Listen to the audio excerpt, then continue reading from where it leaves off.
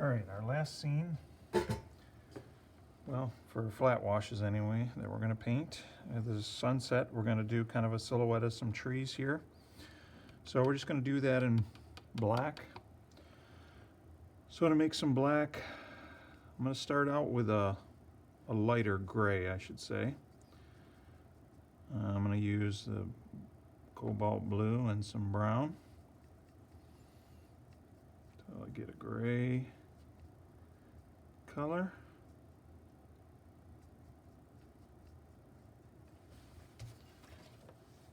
Test it out. Looks nice and gray. Using my bigger brush here to mix it, but I'm going to use my little brush to paint it. And I want it pretty faint. I'm going to even add a little bit of water onto my brush, add a little bit of water in there. So I'm going to put my horizon line somewhere right in here. And what I'm going to do, as we look across the lake here, we see Toronto over there. So let's just paint a little skyline. So I'm just going to put a line going across here. And then let's paint some buildings. And I'll just kind of, random heights, have it taper off. A couple over here maybe. And let's put that little Skylon tower right in there. And put a little thing up top there. Looks like a giant cross, I guess. Soak up some of that excess. Drying off my brush here and just kind of, I don't want it too dark. I want it faint over there across the pond, as they say. Well, no, that's the Atlantic Ocean they call across the pond. Sorry.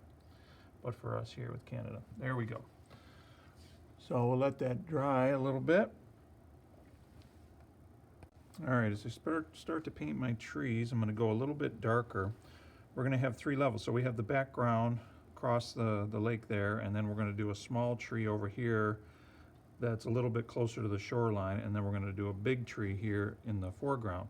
And just like with our mountains, things get progressively darker as they get closer to us. Things get fainter, atmospheric perspective, which I talked about in studio art. Things get lighter as they get further away. Maybe just a touch of water there. Looking like a bluish gray, a little bit more brown.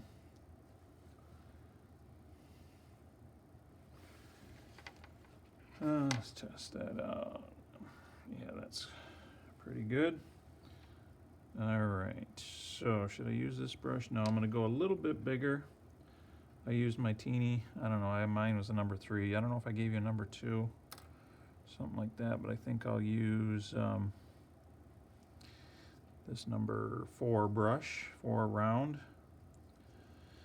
And what I'm going to do is I'm going to leave some orange here that's going to represent the water.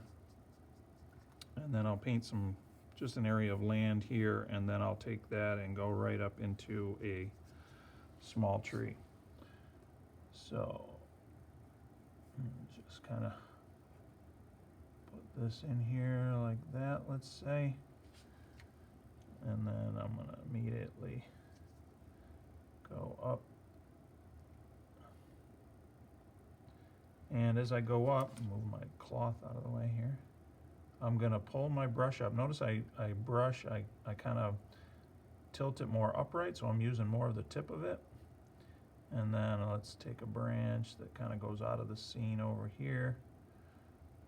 Let's do another one over here like that. Get a couple of main branches, and then we'll branch off of those. And you kind of have to flick your wrist a little bit. And you can switch too when you get to the real small branches.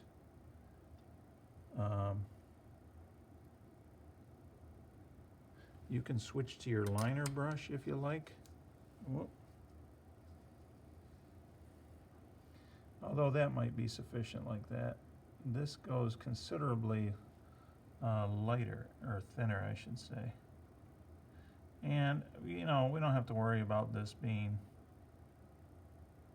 too detailed. Probably worrying about it too much already.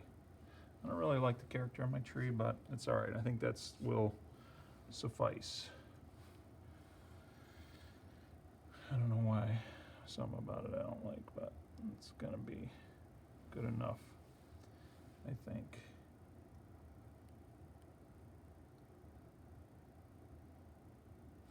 You can overwork it. Okay, so now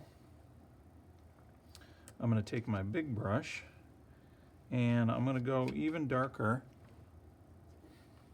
So rinse out my brush. I don't always rinse my brush when I go into my brown, but when I go into my blue, I don't like to muddy my blue. Brown is kind of already muddy.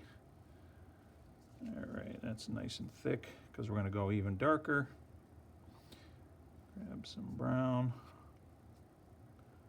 More brown. There we go. Ooh, that's nice and dark. Maybe just a touch of water. Get it to flow a little bit more. All right, coat my brush evenly. That should be dry enough, even if it bleeds the hair. It's not a big deal.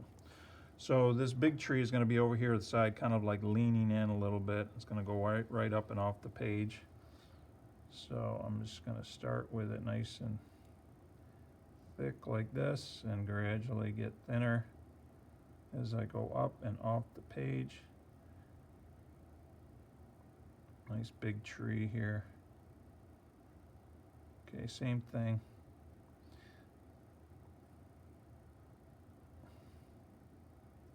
Just kind of pull it up, lift it up.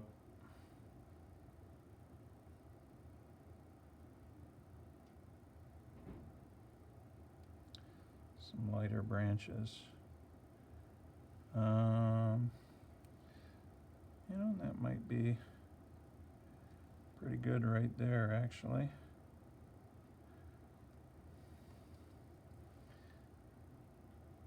Could go a little bit darker, maybe, just to make it a little more opaque.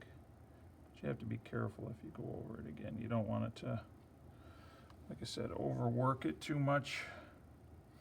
So it sort of frames in, you know, seeing the tower there, Skylon Tower. But that's about it. You know, just a little scene, couple of trees, gives some depth. We have foreground, background, and a sunset silhouettes like we would see on the lake.